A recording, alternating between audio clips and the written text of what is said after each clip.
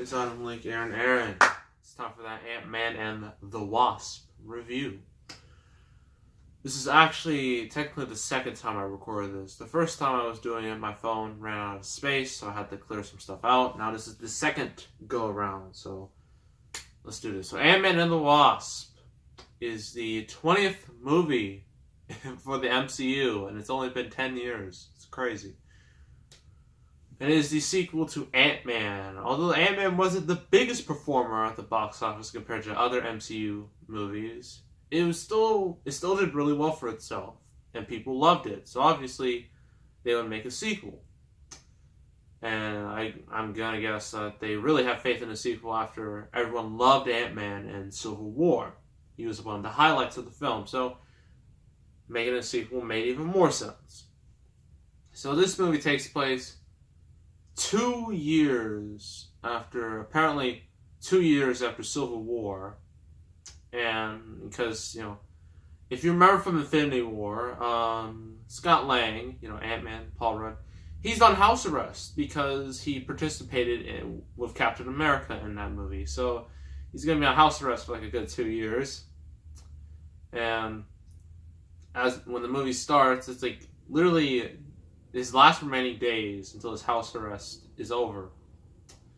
And whenever something happens, you got these FBI agents looking after him, including Randall Park, who is actually one of my favorite characters, my low-key favorite characters in the whole movie, because he's great. But, yeah, Scott's just trying to have a normal life, connect with his daughter, just be normal. But, of course, plot must happen. Because Hank Pym and Hope Van Dyne, what they're trying to do is, in the movie, it's not, I don't know if this is a spoiler or not. If it is, you've been warned.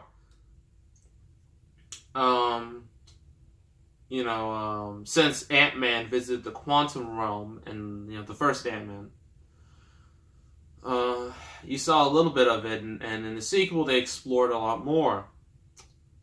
And when Ant-Man gets a dream, he sees, Janet Van Dyne, obviously Hank Pym's wife and Hope Van Dyne's mother, played by Michelle Pfeiffer. And she kind of gets into his mind.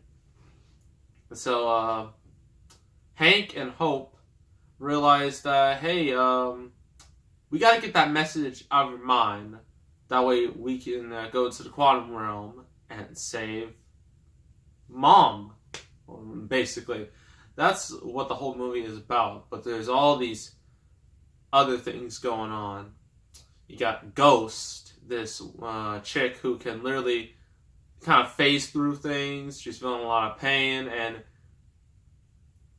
so, yeah, she's there. Lawrence Fishburne is there as well. He's helping out Ghost because, and backstory, spoiler alert, she was a part of S.H.I.E.L.D. And I'm like, they never mentioned that ever in any of the movies. I'm like, is this retconning some things? Whatever, the whole MCU timeline's starting to become real jumbled right now. Hopefully they give an official timeline soon. But yeah, so Ant-Man, Wasp, they have to deal with Ghost, plus Lawrence Fishburne, plus this other character, Sonny Burgess dude, who basically wants the lab and wants to sell it for a lot of money because he's evil, I guess, and he has henchmen. So Ant-Man Wasp has to deal with all this. Although they still do have Ant-Man's friends return. Yes, Michael Pena is Luis. He returns along with his two best friends. His other two friends. And, yeah. It's a lot going on in this movie. Pros and cons. Pros. Paul Rudd. The dude's just so likable.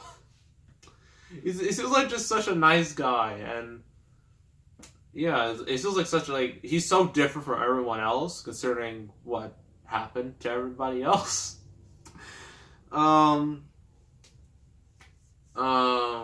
Yeah, he's just so likable as a guy, even though some people have complained about this movie because it kind of dumps him down, and I'm like, Yeah, it kind of does, but it's not like a massive flaw in my eyes. It's just kind of a tiny little annoyance.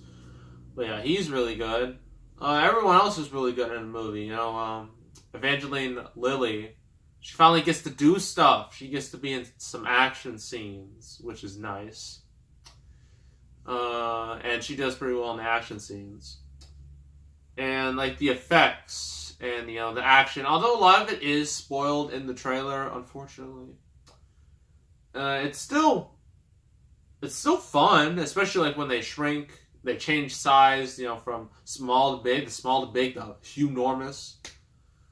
And there is a scene where you'll know it when you see it, but see with Ant-Man's little he has a new suit, right? And his new suit has some malfunctions, and these malfunctions lead to some pretty hilarious scenes. One in particular that you'll just know it when you see it. All the cast is good, especially Michael Pena, the greatest storyteller of our generation. He is great. Just like in the last movie, he is one of the highlights of this one. And just like his telling of, how things happen and how everyone in this montage just basically lip syncs, and Michael Pena just filled in the blanks. It's hilarious. It's great. And, his other two friends are great as well. They're great comedic backup. And also, this movie's fun. It's lighthearted. It doesn't have huge stakes. It's a smaller movie, which is fitting since the movie's literally called Ant-Man. So I did like that. Cons. I hate to say this, but the MCU has now gone back on weak villain syndrome.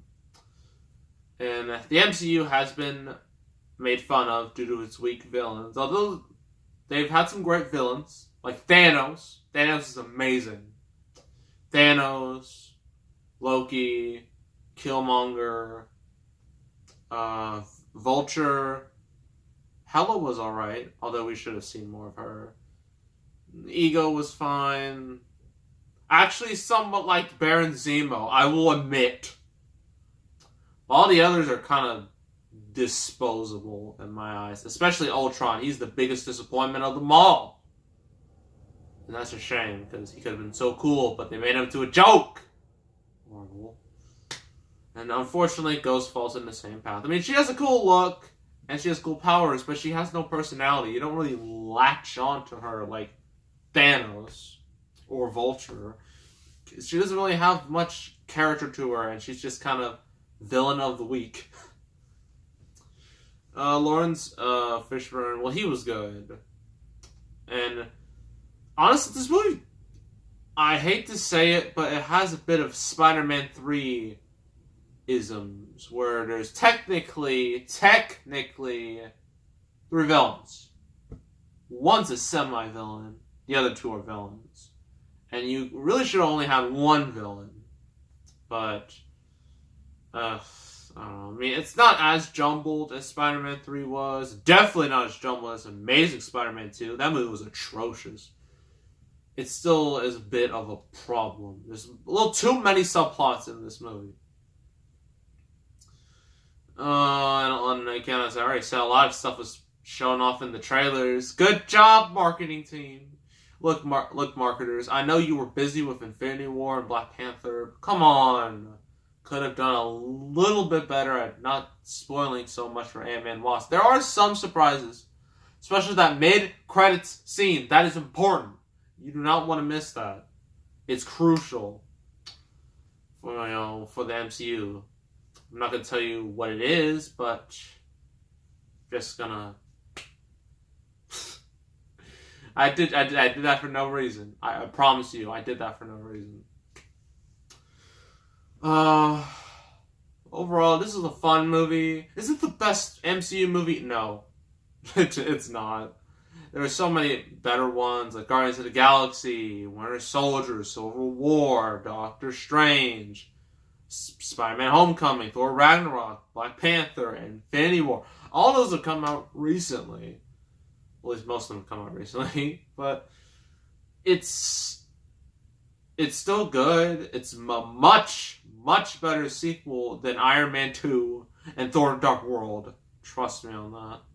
And I would say it's almost like a Guardians of the Galaxy Volume 2, where it's good, but it's just not only is it not as fresh as the original, but it's just kind of forgettable in a sense. So that's a shame. But it's still a good movie. So overall, I'm going to give it 7 out of 10. I'd highly recommend it if you're a Marvel fan.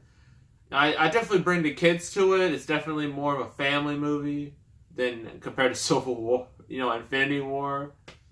Ooh, that movie was the most depressing thing ever. But yeah, that is Ant-Man and Wasp. So make sure to subscribe, like this video, leave a comment, and I will see you all next time, and I am out.